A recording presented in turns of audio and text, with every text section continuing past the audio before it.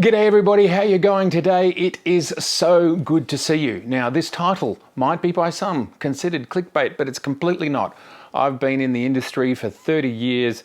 I've used half the brands out there: Canon, Mamiya, Hasselblad, Bronica, Sony, Nikon. I'm sure I've missed some. I've used heaps.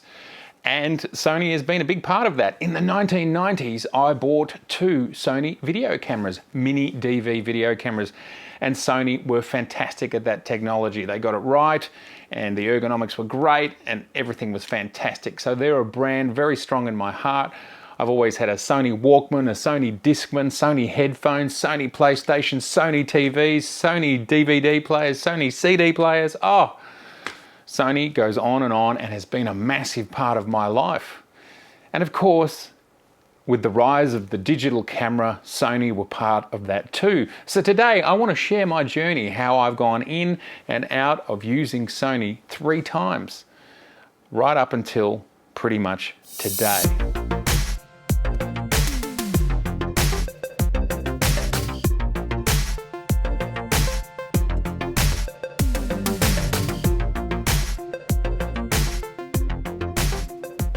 Another thing I just wanted to touch on here, this video is being shot on the Nikon Z7 with an over 25-year-old Mamiya medium format RB67 lens adapted. So we are manually focusing, and if I fall in and out of focus by moving around too much, you will know why. That is the reason why. But I just think it's really interesting that I've just received this adapter. I can put it on the camera and get this gorgeous results. I'm looking forward to making a video about my Mamiya RB67 lenses. So let's dive into my Sony stills photography journey. It started in 2001 with the A7R III.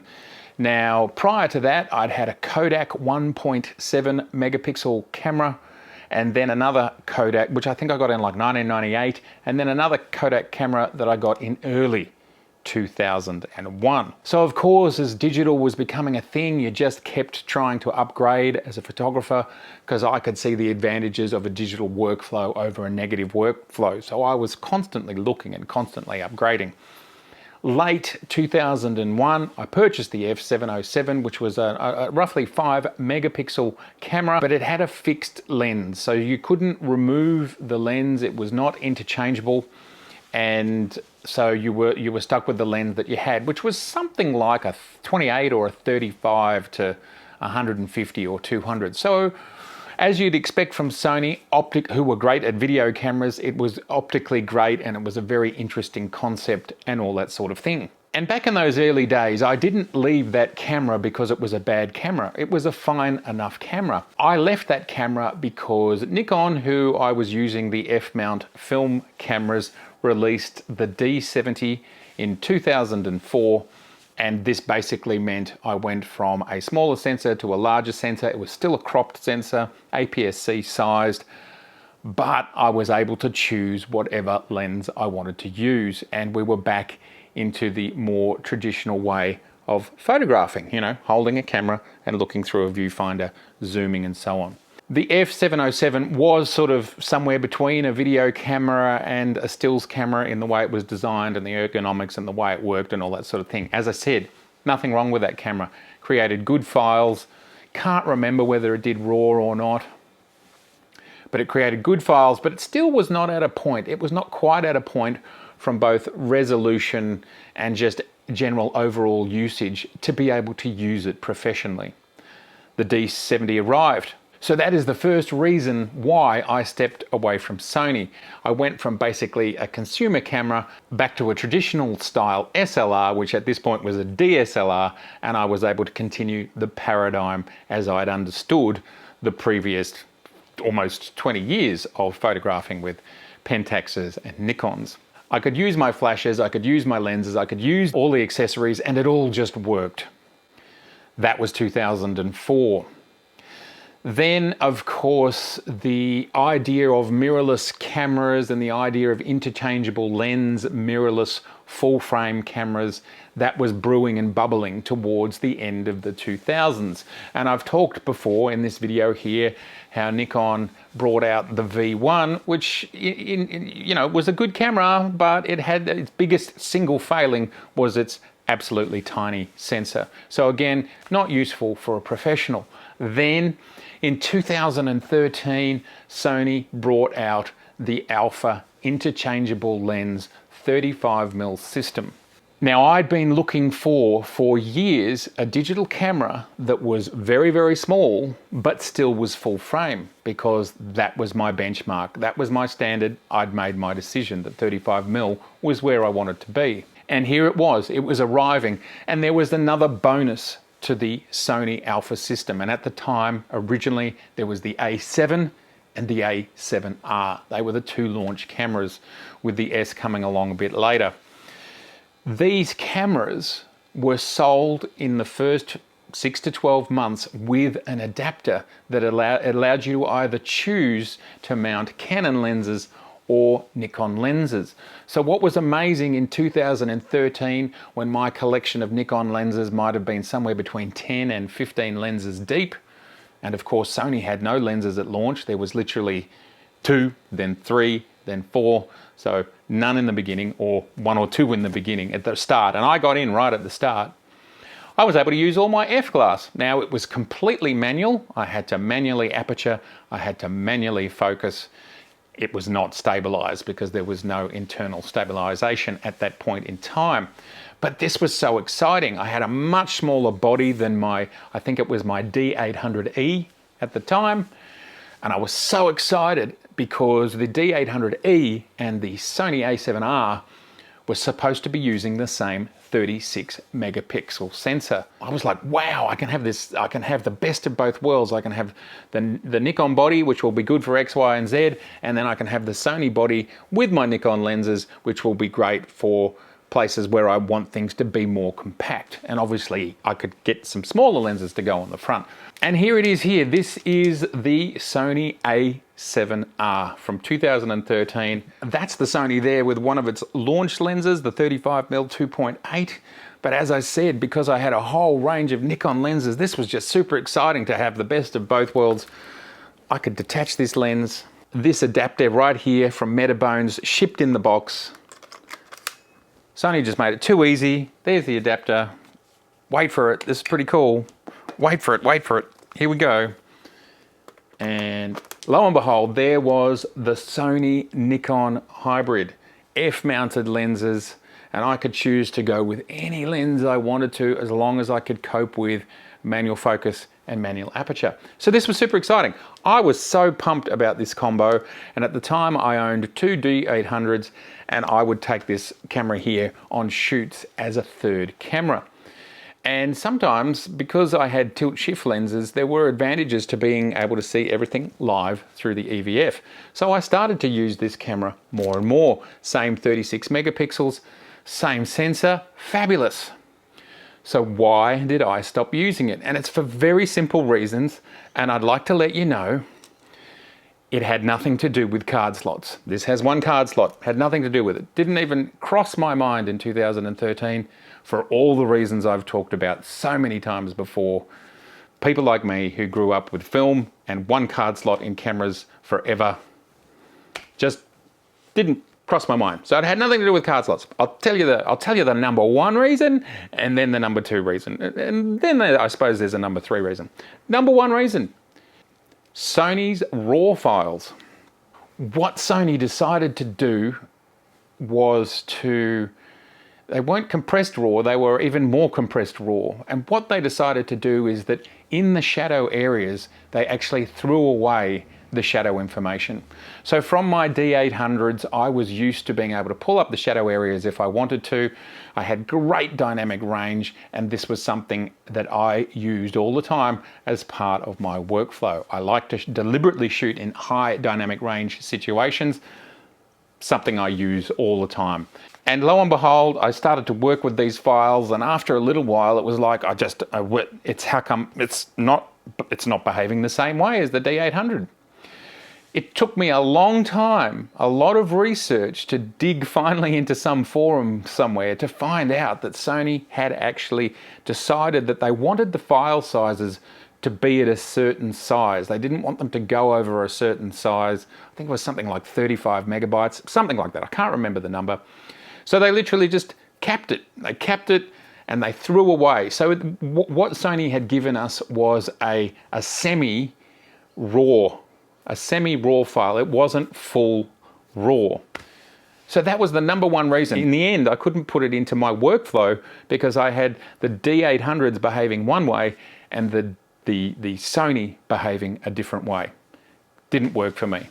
I want to be able to shoot and not have to think about the fact that I've got to treat this camera's files differently. So it was a pretty straightforward reason. The second reason was ergonomics. And the third reason was, well, you didn't get your focus and your aperture and you didn't get any metadata. But that wasn't a deal breaker for me. The deal breaker was the raw files, and the ergonomics was problematic, but not a deal breaker. I'll always work around that sort of stuff. So that was the second reason why I moved on from Sony in 2013. Now, the A7R II came along, and on launch, it also had this same raw problem, that they weren't really giving you the real raw.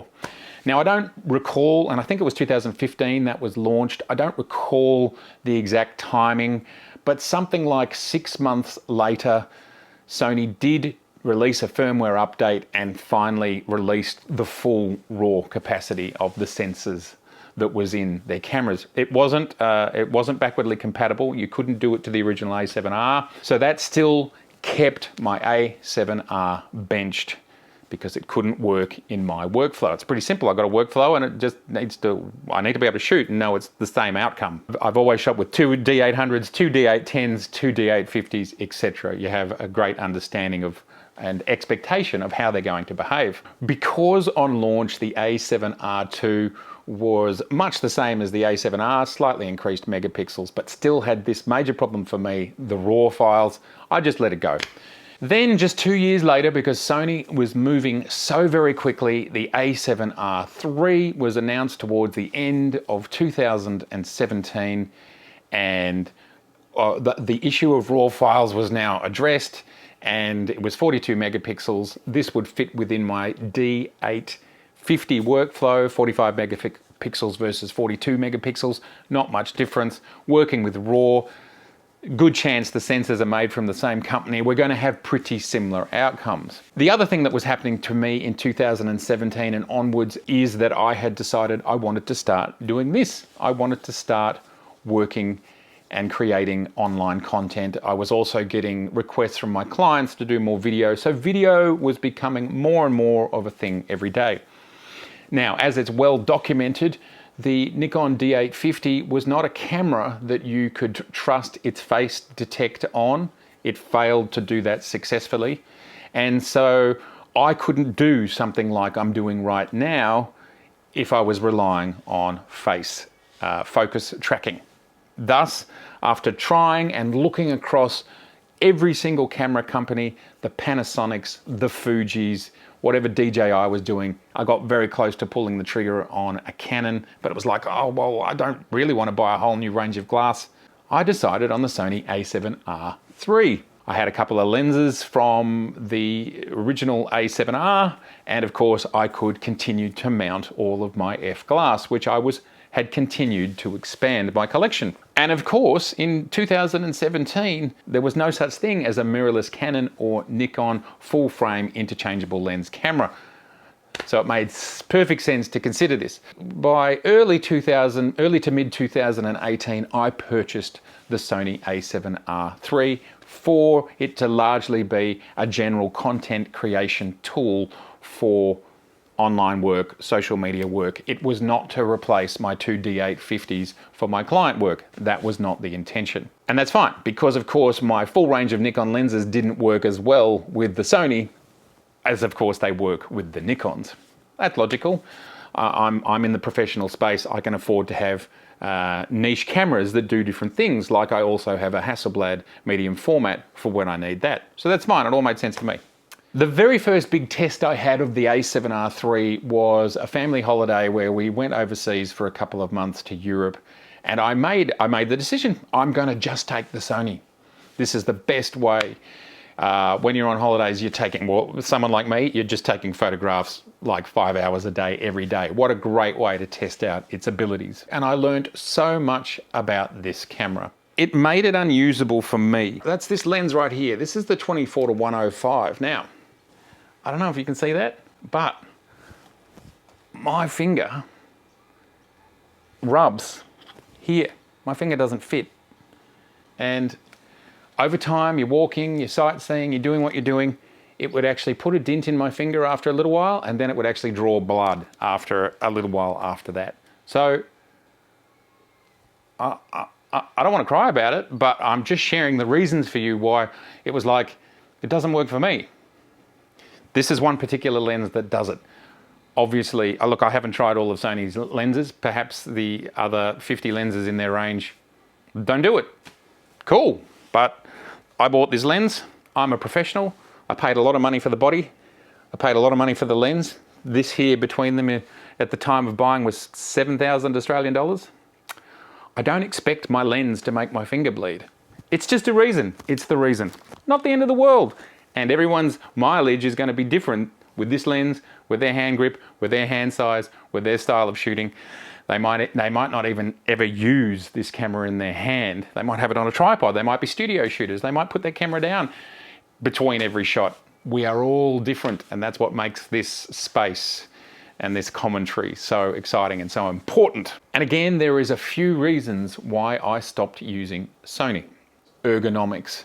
In the A7R days, when I was sort of flipping between three cameras, I hadn't noticed as much, I don't think, but I really noticed it when it was the only camera in my hand for extended periods of time, was that one, my hand was just, it's literally, and here it is here, here's the Sony A7R III, my hand is just too big. And what I find different between this camera, and I know Sony have adjusted their grips, but any of the other, like an A7 III, an A7R III, an A7S II, all got this similar style grip where the size of my hand means I have to squeeze it to hold it. Now with my Nikon, I can just it just kind of hangs in my hand. So the difference here is you've got to squeeze it, which creates fatigue. You have to grip this one harder and it's smaller. So what I'm saying here is it's ergonomics, but it was also button placement. And then again, different from the A7R original to the A7R III is I was now doing a lot of video. And the way the Sony changes from video to stills is to use this button up here, which also controls aperture priority and shutter priority and movie modes and all of these modes. Largely, most of them I never use. I shoot on manual. That's it. I shoot on manual. Whereas the way that Nikon does it is there's a switch here. There's a switch here and you're either one or the other. It's binary. One or the other. 0 or 1. On, off, or video, stills. With Sony, it's a bit of a hunt and peck scenario up here. So one, ergonomically, it's just harder. Simple as that. And two, settings were not sandboxed. On the Nikon, you just change, and whatever your settings were, they change. Now, I know Sony has since addressed that somewhat, but we're talking about the A7R III today, and the reasons why I have left Sony 3 times. The most tragic part of this story is that about 6 weeks after I bought this camera, the Zs were announced. And of course, someone who's got, I think something like 9 Nikon SB flashes, 15 or more lenses, various other accessories. I have XQD as my pro cards. It makes way more sense for me to stick in the Nikon ecosystem. I'm still using my 2 D850s professionally, and I can slide a Z7 or a Z6 much more easily into my workflow. And all of these things that I'm talking about, ergonomics and the way it flipped between stills and video and so on, they meant a lot to me. Weather sealing, etc., etc. So very quickly, I purchased the Z7, which we're shooting on right now, which is a very close, it resembles this camera closely. It also resembles the D850 quite closely. Same 45.7 megapixels as the D850. This is 42. So it was really easy for me to go back to the Nikon and get all of the Nikon stuff that I was used to. Plus we were now in a place where things like an EVF was a bonus at times, and I could use it at times. Having face detect that in this sort of situation worked absolutely perfectly. So comparing the Sony with the Z7 at the time of launch, for my use case, worked the same, because I originally bought the camera for this content creation stuff. I wasn't buying the A7R III or the Z7 for my commercial photography. So because of the type of work that the two cameras were doing, they were very similar, but I had all the Nikon advantages because I was deeply invested in the Nikon system. So unfortunately, it made perfect sense to me. And what that ultimately meant is that the A7R III got benched because the Z7 fit more easily into my ecosystem. So what does all of this mean? Well, the main reasons I've made my decisions are, well, how Sony originally treated RAW files. That's now solved. Nothing to talk about there, but it was the genuine reason. Ergonomics is another one we've seen happen twice here. Well, that's a real thing, and I think Sony are working really hard to improve that stuff, but I still think it's not at the same place as Nikon is today, but that's okay, we're all different. I have particularly large hands, other people have smaller hands, and that's okay. Button layout and just sort of general operating of the camera. Again, I believe Sony is continuing to strive forward on that front, but for me, who's a long-time Nikon user, it just makes sense. And I have no need or desire to change, so why force myself to change if I don't need to? This equipment is doing exactly what I need it to do. So there's the reasons. Sony are a fantastic camera company. They continue to make fantastic products. They obviously make class-leading sensors, because they make not only sensors for half the camera market, but millions, hundreds of millions of sensors for mobile phones around the world. They are massive in the sensor space. They know what they're doing. In regards to computer-aided, computer-driven technologies, where we've seen it most, where it's been most prominent, which is eye detect, face detect, animal detect. Again, Sony has led the charge on that front. You know your use case. It's as simple as that. But for me, who's been using Nikon for almost 25 years now and have a great investment, ultimately what I found is that the summation of the parts, the summation of everything, when you bring everything to bear, and not just one or two highlighting points, Nikon is still the place that I want it to be. And Sony, for me, had a few tiny little shortfalls where I can't get around it. I can't get around my finger bleeding in here. And back with the A7R, I couldn't get around the fact that the RAW files were not complete RAW files. It just can't get around it. No big deal. This happens everywhere. It happens for all manufacturers. They all have things that some people like and some people don't like. So they are the three reasons why I moved on from Sony. One, going from basically a compact camera to a DSLR. Two, lack of proper RAW files right in the beginning, which is now addressed. And three, kind of ultimately ergonomics and how they do switching and buttons, and that's it. Again, to reiterate, I had a massive investment in Nikon, and for my use case, it was on par in some things and better in other things. I'd love to hear your experiences if you have changed systems or you have dived into another system and then come back. Why has that happened for you? Or maybe you've been in the one system your whole life. Let me know. I'd love to hear it. As always, it is so very good to see you. And if this is your first time here, it is so nice to meet you. I'd love to see you again. So please subscribe, please share. And if you'd like to see over 250 episodes right now, just click down there and have a bit of a gander. All right, look after yourself. Now, these guys, I got to kind of decide what to do with them, don't I? But this was so interesting. The fact that you could F-mount, you could put your F-mount glass on the original A7R and the A7, and it worked. It was great. One of my favourite shots on a cover of one of my books.